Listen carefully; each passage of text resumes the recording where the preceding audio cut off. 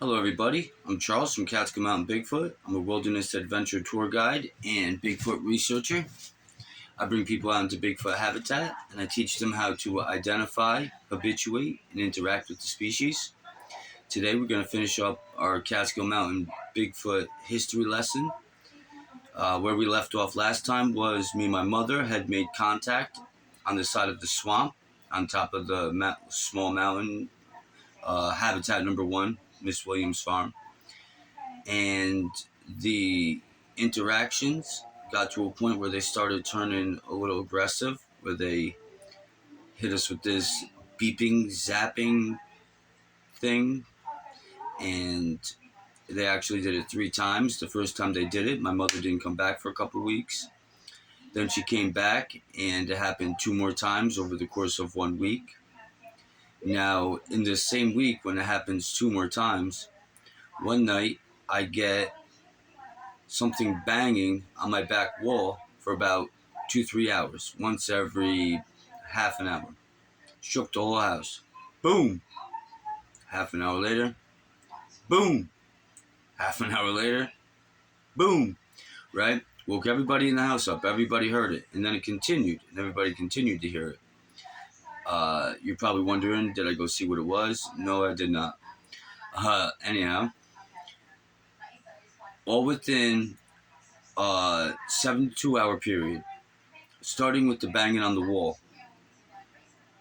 This is on a Friday night. That Saturday, there was an old hotel right across the driveway from my house. New people got the hotel, and they were storing their stuff in there, and they got robbed. So they put cameras up on it, and on the back side of the hotel, they put cameras up right underneath the second-story window.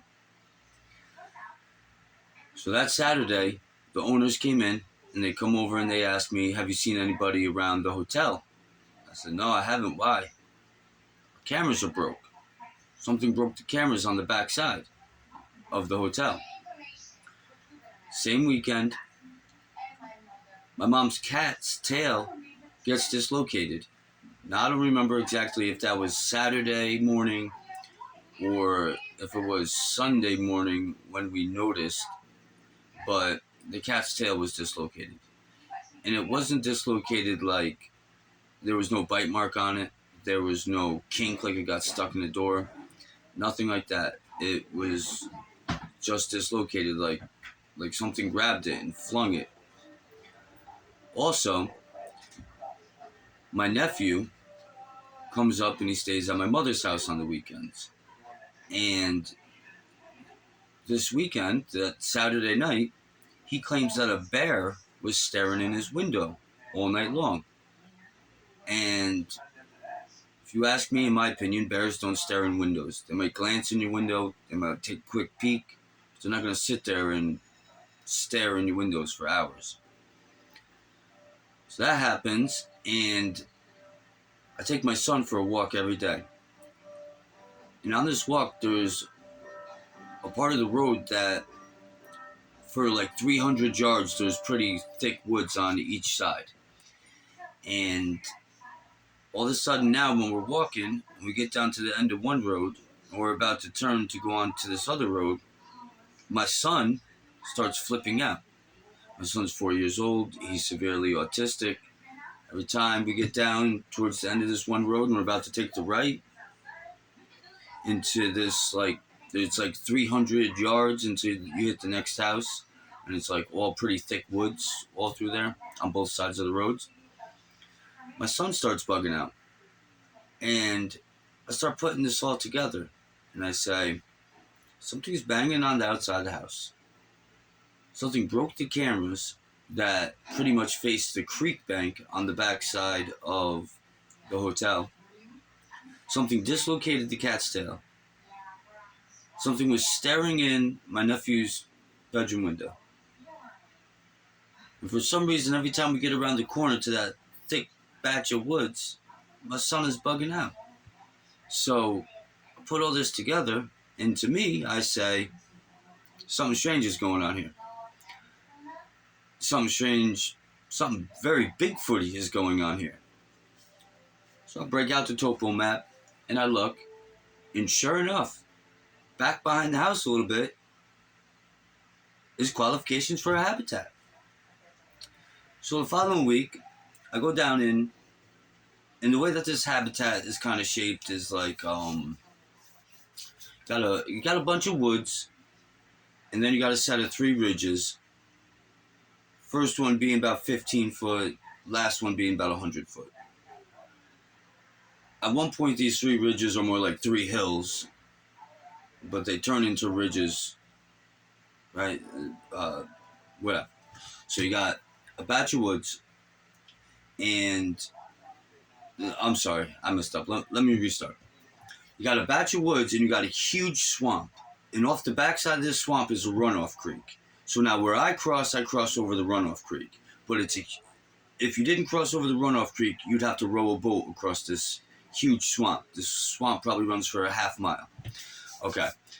So you got a batch of woods, this huge swamp, or this runoff creek. Then you got another big batch of woods. Then you got this set of 3 ridges. Then you got an actual creek. Then you got a big farm field, another actual creek, another batch of woods. Now you're starting to hit backyards and then the main road. This farm field, the Catskill Creek winds like this and goes all the way around the farm field. Huge field, has to be a half mile long. Just as long as the swamp, pretty much. And the field is actually an island. There's water on all 4 sides of it. So that's kind of like how this habitat looks. A big batch of woods, a swamp, big batch of woods, that's ridges, creek, field, creek, right? So qualifications for a habitat. It's got places to hide, it's got water all year round, and it's got an abundance of wildlife and berries and all kinds of stuff for them to eat. So I go back there, and I'm hiking through, and I'm going down a quad trail where I'm walking parallel with the 100-foot ridge on my left-hand side, and the creek is on my right-hand side. And I'm walking down a quad trail maybe 15 feet off the ridge on my left-hand side. As I'm walking down, all of a sudden I hear this loud thump, like a thud, and it shakes the earth under my feet. A couple seconds after I hear this thud, I hear creek rock clanking together. Like if somebody's walking through a creek and the rocks slide and hit. So I hear a thud, shakes the ground under my feet, and I hear creek rocks clanking together, right? Scares the crap out of me. Scares me so much that I call my mother because I'm about to just leave. It was so scary, and that's not what I'm here for. So I call my mother, I calm myself down, and then I walk back, and 30, 40 feet behind me, there is a 6 to 8 foot log, about 6 to 8 inches around, rammed about 3 foot into the ground. It's rammed so far into the ground, I've tried to get it out. Still to this day, I can't get it out. It's still there. Rammed in the ground. And I took a video of it that day. And when I took the video, you could see on the ground where the log was laying previously before it got picked up and rammed into the ground. Because all the leaves where the log was laying are all darker than all the leaves around it. And you could see the spot where it was laying, right next to the other piece of log. So this happens, it shakes the earth under my feet. And I'm like, oh my God, right? I make a video, this is amazing. I walk down, within a couple minutes of this, across this creek, there is a 1 tree line that runs the whole creek. So you got the creek, 1 tree line, and now you got this field. In that tree line, I saw this color is sticking out to me big time. It's super duper black. It looks like a big old black tree. So I see this color black, and it's not fitting in with anything around it, right? It's the blackest black you've ever seen. At this point, I have binoculars, but they're in my book bag. So I drop the book bag quick, go to get the binoculars, put the binoculars, gone. I don't even actually get the chance to put the binoculars, right? I go in the book bag, I get it, gone. Black tree's gone, right? So I realize it's not a black tree, it's a Bigfoot. And I'm kind of mad at myself because I had these binoculars, but they're in my book bag. And why were they in my book bag? They should have been on. So, and this is actually my first, like, any sort of significant sighting. And that day, I wasn't quite sure. I was like at like a 60-40, but now, today, I know, learning a couple of things, I'm more of a 90-10. That was a Bigfoot. That's the color. I'll tell you guys, when you see the Bigfoot black, it's the blackest black you ever seen. And it doesn't match anything around it. It doesn't match nothing in the woods. And I catch them multiple times in this tree line. So far I have 12 sightings, and 1, 2, 3 are from the tree line. So anyhow, I see blackest black I ever seen in tree line. I'm looking, looks like a big old tree. Get my book bag off, get the binoculars, go to put them up, gone. I'm mad at myself, whatever. I keep it moving. Now, up above on the ridge, again, something's sticking out to me. But it's not black this time. This is like a cinnamon color. Like a bright brown color, kind of. Like a orangish brown color. Cinnamon, something like that, right? And I'm maybe 100 feet from it. So I'm walking, I got my eye up on the ridge on this thing, and this is what it looks like. It looks like maybe an 8 to 10 foot tall broken tree. But as I'm getting closer to it, I'm noticing that this 8 to 10 foot tall broken tree is kind of odd shaped. Kind of like coming down, and a little bit more than halfway down, it's kind of odd shaped and like this, like it's coming down and it was kind of like this, right? So I got my eyes on this, and I'm like, I'm looking, I get closer. When I get to about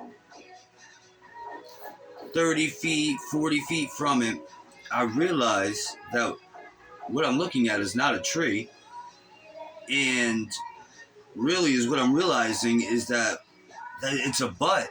I'm realizing this part is a butt. I'm looking at something's butt. Anyhow, and I take a little bit more steps. I get to about 20 feet before I will be like right on with it, right? And it's it's on top of like 100-foot ridge, all right? I grab my binoculars, I go to look, and I didn't spin the ends, right? So I go to look, I gotta spin the ends, it's gone.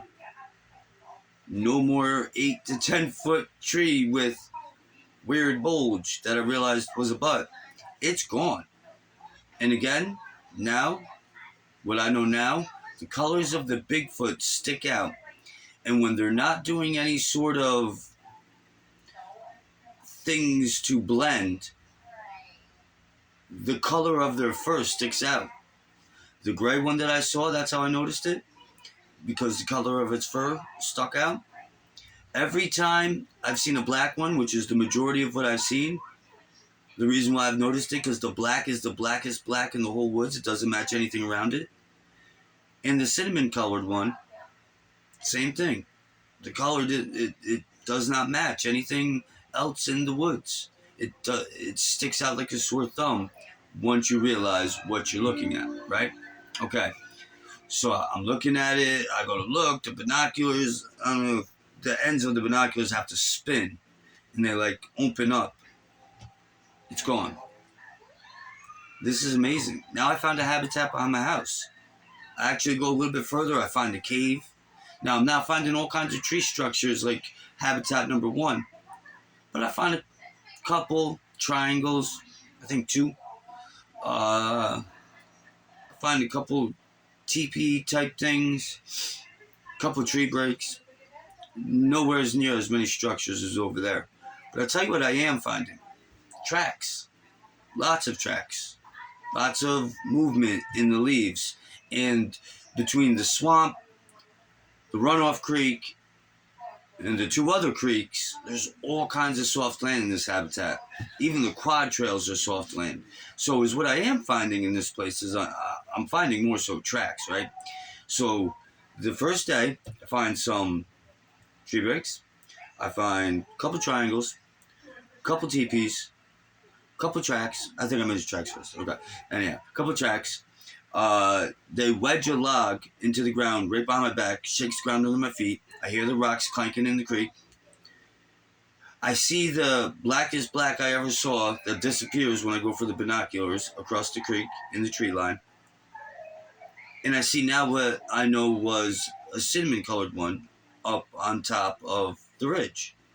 And if you ask me, the reason why it was shaped the way that it was shaped is I think it had its arms and its shoulders tucked and its head tucked, and that's why I couldn't really make out no head to this, right? It literally looked like a tree. It didn't look like it had a head shape, right?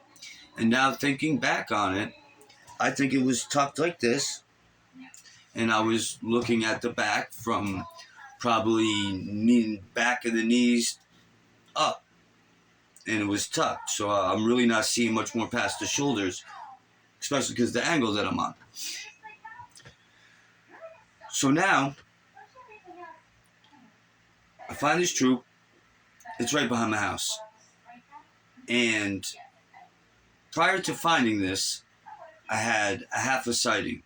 I had a sighting up on a ridge. I was looking into the sun. I saw a silhouette 1 second, and it was gone the next. I call it a half a sighting because it's a silhouette. I have 2 sightings this day, so as of this day, I have 2.5 sightings where I actually visually seen something. At this point today, I have 11.5 sightings. So you can see how much has happened in this day is probably about 11 months ago. I think it was probably last June sometime, late June, maybe even early July, a little less than a year ago. And since then, now today, I have 11.5 with the half being the silhouette sighting. The troop is behind my house. My house actually sits on the far northwest corner of their habitat, to where they could get to my house without touching any roads. Today, they're over on the creek bank 4 out of 7 nights a week. Last year, I got 43 night vision videos with some night vision binoculars. Towards the end of the season, they did a flashy thing like this, and it fried my binoculars.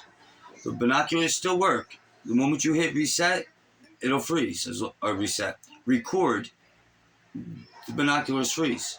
As long as you don't hit record, you can look through them. The moment you hit record, binoculars freeze. The chip that was in the binoculars, done. Everything on it, black screen, has 43 black screens that say cannot view video or play video, whatever. So far this year, I have 94 night vision videos with something in every single one of them. That's how often they're coming up on the creek from across my house. Now, as far as the Catskill Mountain Bigfoot history lesson, we're going to stop there, because that's pretty much it. You see the contact at habitat number 1. Then you see the contact at habitat number 2, which is now my main habitat, right behind my house. I don't have to drive nowhere. I gear up, I'm on foot. I want to stop there because I want to go over a couple things. I want us to ask ourselves a couple questions. And I've asked myself these questions, and I have answers, and I'm going to give you my answers. For one, how did Bigfoot know where we lived? I don't live with my mother. I live near my mother. She lives maybe a couple hundred yards from me. But we don't live in the same house. How'd they know where both of us lived? That's one. How'd they know where we lived? Come banging on my house and looking in the back window at my mom's house. One thing I didn't say is I also went in the woods, and behind my mom's house, there's like a gully, and in that gully's a hangout spot. You go on my page and look, you'll see it. I've made many videos behind my mom's house. Across the driveway from me, on the creek bank, is a tree line. The inside of it is hollow and cleared of sticks. They have a whole little hangout spot over there. And again, if you go on the page and look through the videos, I've recorded it many times because that's where I put my apples and stuff. So, how'd they know where we live? How did they know where I live? The habitat that we had been researching up until this point is a 20-minute drive away. 20-minute drive. How did they know where we live? And not only how did they know where we live, how did they know that we were conscious about the existence of the Bigfoot enough to recognize their activity? Because if we weren't conscious about the existence, you would chalk banging on the back wall up as something else. You would chalk the broken cameras up as something else. You would chalk the cat's tail as something else. You would agree that there was a bear staring in my nephew's window, and you would think my son was just being a pain in the ass. But we had to be conscious enough and habituated enough to even understand what was actually going on to find the truth, right? So, how did they know where we live? How did they know that we are conscious and aware of the Bigfoot and their activity? How? Ask yourself that, right? Now I'm going to give you my answer. How did they know where we live? How did they know to come here banging on my wall? How did they know? It's crazy, right? So now I'll tell you what I came up with. Through my research, it is my belief, and I am pretty dang sure of this, right? What I'm about to tell you. Through my research, I believe they live in monogamous troops. I think that's the word, monogamous. They live in like family groups. For example, in a troop you might have grandma, mom, dad, maybe an uncle that never had a mate, and let's say 4 siblings, 4, 8, 12, and 16 years old, right? Grandma, mom, dad, uncle, 4 siblings. That's a troop. Here in the Catskill Mountain region, each troop lives in a pocket of woods. Okay? Not every pocket of woods. Specific pockets of woods. Right? And these pockets of woods look at it as their property.